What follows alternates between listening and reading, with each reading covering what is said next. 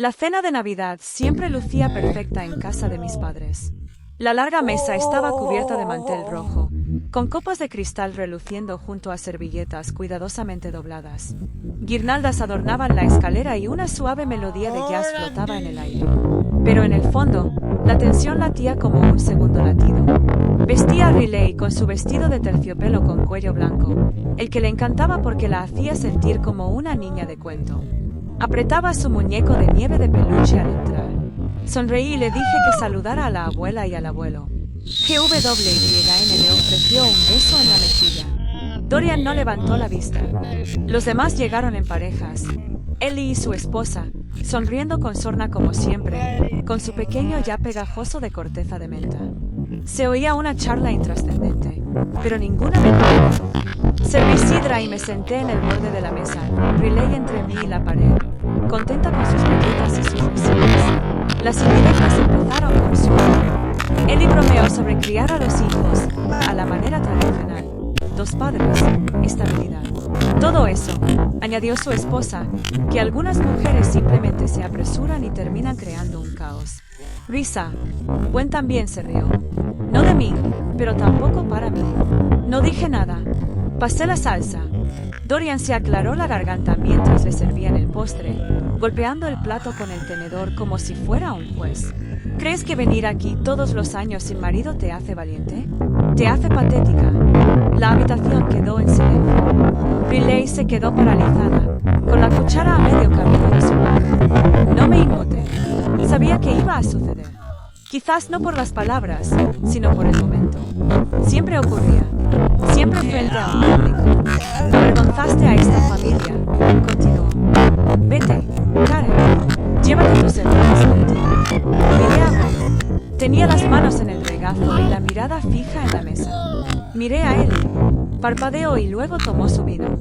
Me puse de pie y tomé la mano de Riley. Ella me miró con los ojos abiertos, pero expectante. De acuerdo, dije. Sin ira, sin lágrimas, solo aliento. Salimos juntos. Pasamos por el pasillo perfumado con pinos, la corona en la puerta, las luces del porche parpadeando bajo la lluvia invernal.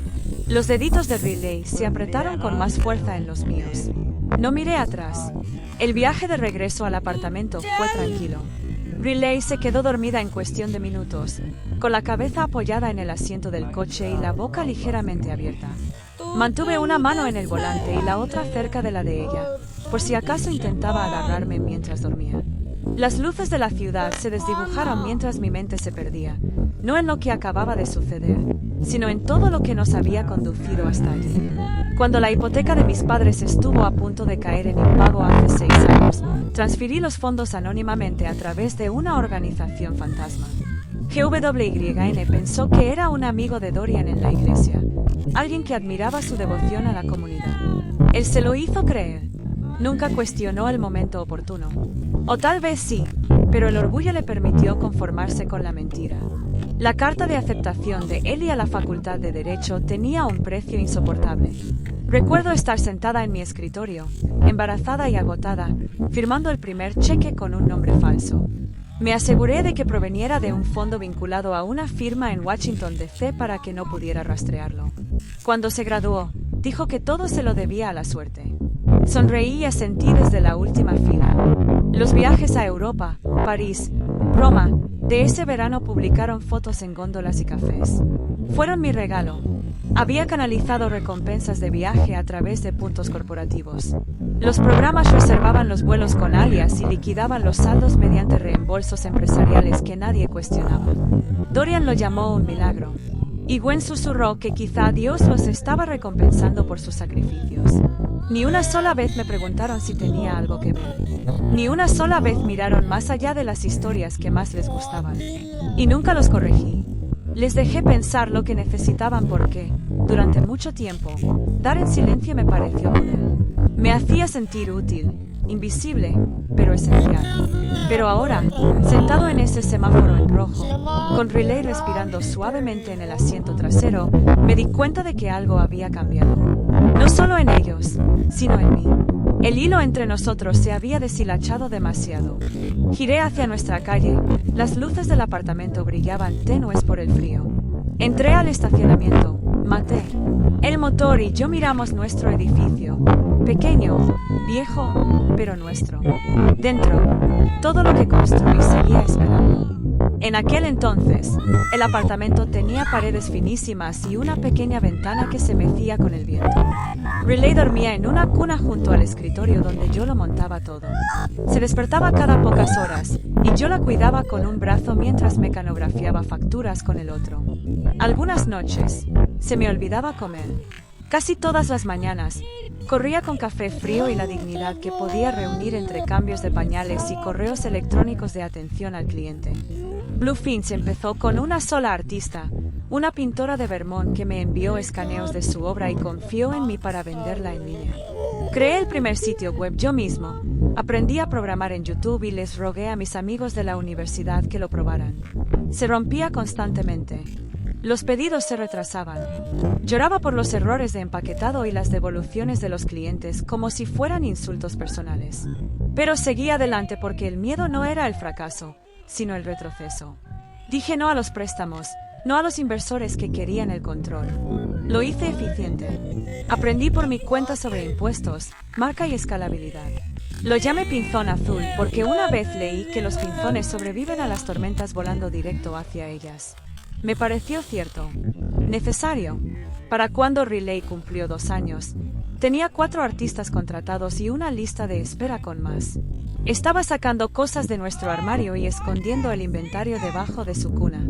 Traje un espejo, una amiga de un foro de padres, para que me ayudara con la logística desde el otro lado del país. Nos escribíamos mensajes a medianoche mientras amamantábamos a nuestros bebés, construyendo algo que ninguna de las dos había visto antes. Estabilidad a nuestra manera. La prensa llegó después. Un artículo en una revista de estilo de vida. Una mención en el blog de un diseñador. Alcanzamos 6 cifras, luego 7. Trasladé nuestras operaciones a un almacén en las afueras de Boulder. Contraté un equipo y abrí envíos internacionales. Pero nada de eso tocó mi vida en la superficie. Seguía usando el mismo abrigo, seguía conduciendo el coche usado, seguía apareciendo en todas las vacaciones familiares como la chica que no lo había descubierto. Era más fácil así.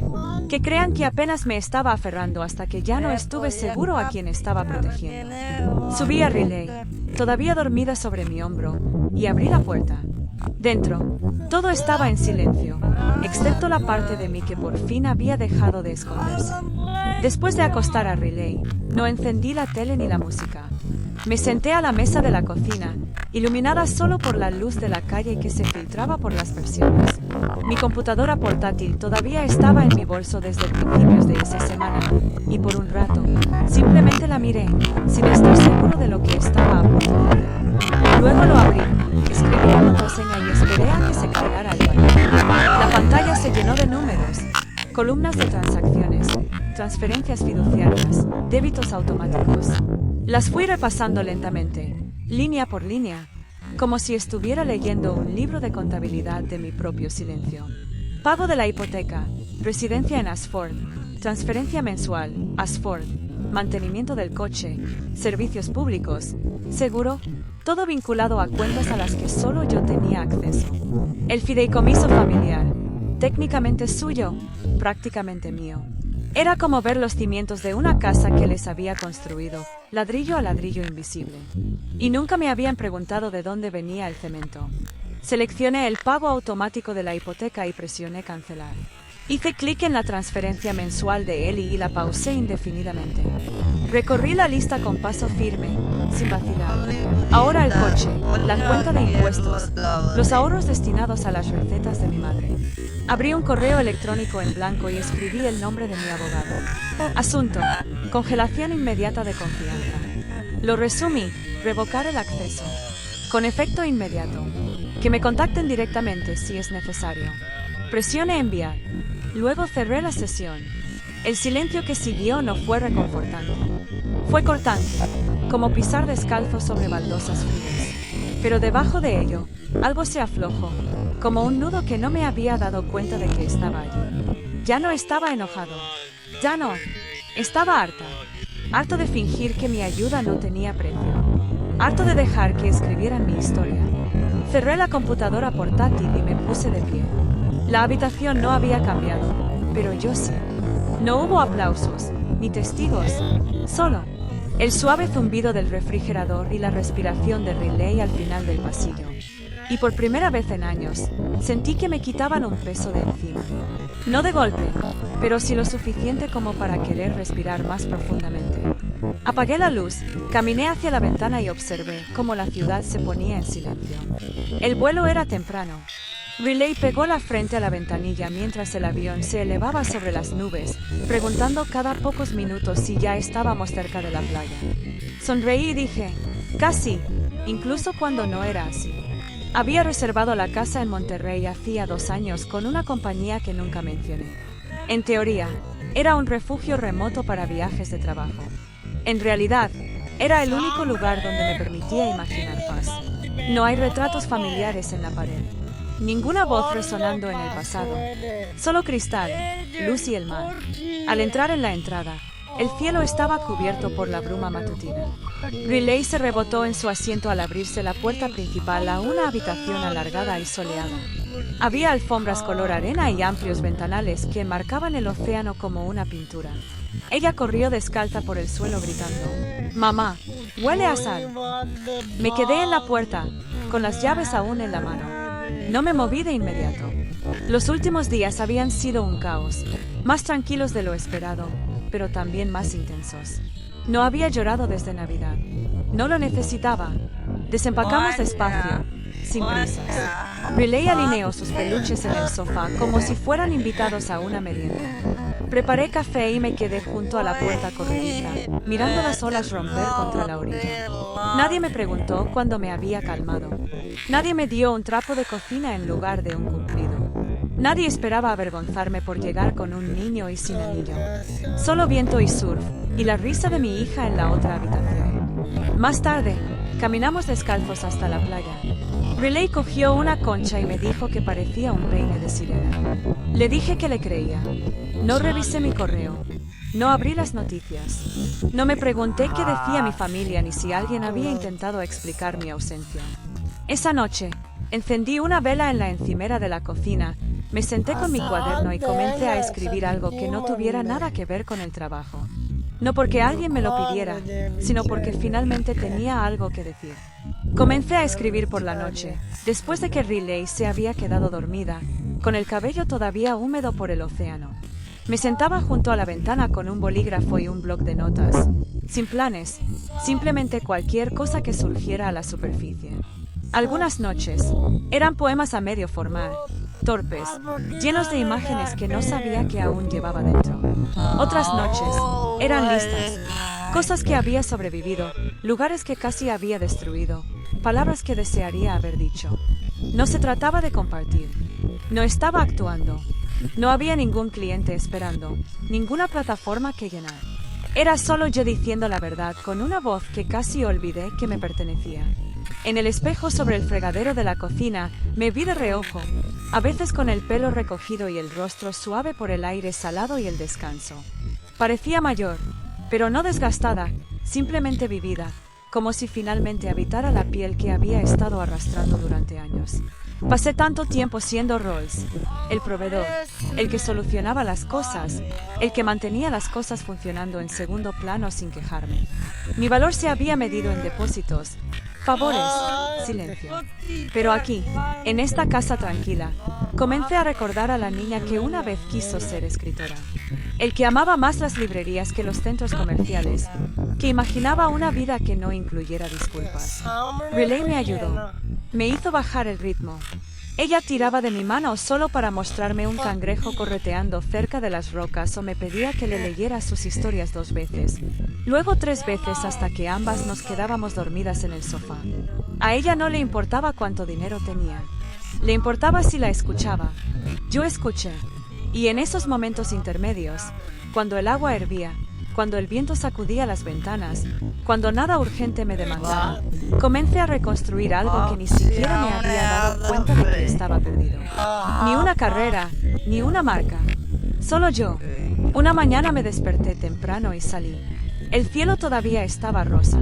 Me puse un suéter, agarré mi cuaderno y caminé hacia el borde del acantilado, con vistas al mar. Allí, sin que nadie me mirara, comencé a esbozar una idea que no estaba preparado para admitir en voz alta. Algo más grande que yo, algo que podría importar. Lo llamé Puerto de Luz antes de saber exactamente lo que sería.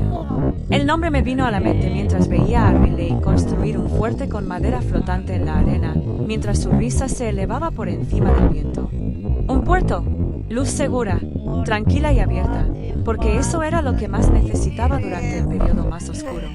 Redacté el plan durante la semana siguiente, no con urgencia, sino con intención. Esta vez no estaba arreglando el desastre de nadie. Estaba construyendo algo que pudiera sostenerse por sí solo. Una fundación para madres solteras como yo, mujeres a las que les habían dicho que eran una carga, que tenían que elegir entre la supervivencia y la dignidad. Contacté con Amamira. Contestó al primer timbre. No habíamos hablado desde que dejé Boulder, pero no hubo vacilación en su voz cuando le dije lo que quería hacer. Me apunto, dijo. Hasta el final. Establecimos un calendario de llamadas, comenzamos a delinear subvenciones, asistencia legal y programas de cuidado infantil. Moví $1 millón a una cuenta de lanzamiento. Mi contador lo marcó y me preguntó si quería gestionar esto a través de un socio. Dije que no. Quería que esto fuera mío. Nada escondido ni prestado. Solo mío. Fue liberador ver cómo ese dinero salía de mi cuenta, no como una venda, sino como una semilla.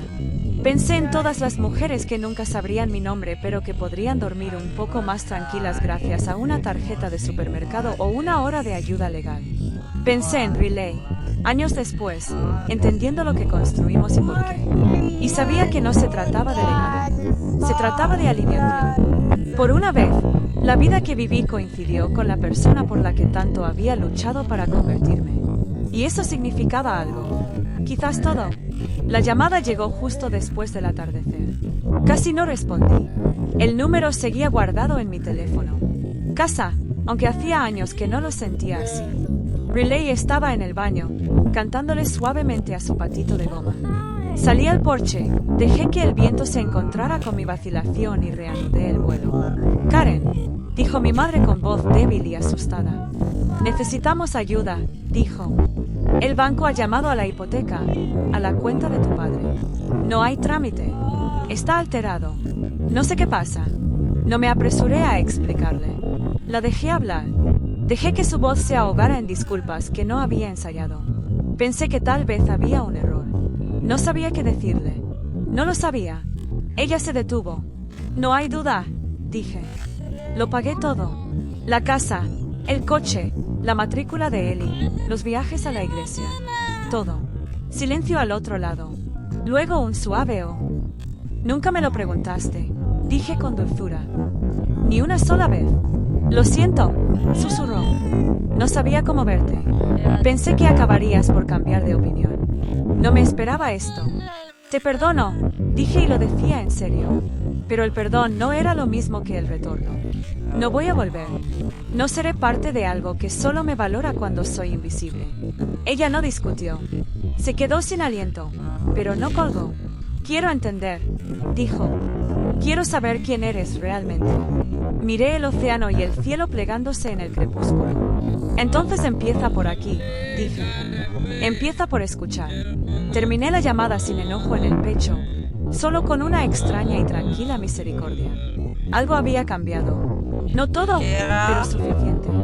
GWYN volvió a llamar la semana siguiente, no para suplicar, sino para hablar. Ella me preguntó por Riley, por la fundación, por cómo pasaba mis días. A veces su voz todavía temblaba, como si no confiara en que el espacio entre nosotros se sostuviera. Pero ella no se inmutó cuando le hablé claramente. Ella no cambió de tema cuando me enfermé en el pasado. Ella escuchó. 2 días después, llegó una tarjeta de Dorian. No había sobre, solo una nota doblada con su inconfundible letra mayúscula. Te extrañamos. Estamos orgullosos. Aunque no lo digamos bien. No fue mucho, pero sabía hasta dónde había viajado esa frase para llegar a mí. El siguiente en llamar fue Ellie, torpemente, casi formal. Me contó sobre un caso en el que estaba trabajando y le preguntó a Riley qué le parecía la playa. No mencionó el dinero. No me dio las gracias. Pero él dijo, siempre hacías más de lo que veíamos. Creo que lo sabía. No ofrecí la absolución, pero tampoco cerré la puerta. No fue redención. No fue una reconciliación sencilla y atada con un lazo. Pero era diferente. Real. Y me di cuenta que no necesitaba preocuparme. Simplemente no quería que me borraran. Yo no era una carga, ni un favor, ni un secreto del que susurraban en el coche. Yo era su hija. Y yo había construido algo con todo lo que ellos habían pasado por alto. Eso solo fue suficiente para hacerme permanecer de pie. No esperando ser elegido. No pido espacio. Solo reclamando lo que ya era mío. Me quedé en el patio esa noche con Riley durmiendo adentro y las olas rompiendo contra las rocas. Y por primera vez, no me sentí como un fantasma en mi propia historia. El día que se lanzó Harbour of Light, no realicé una conferencia de prensa.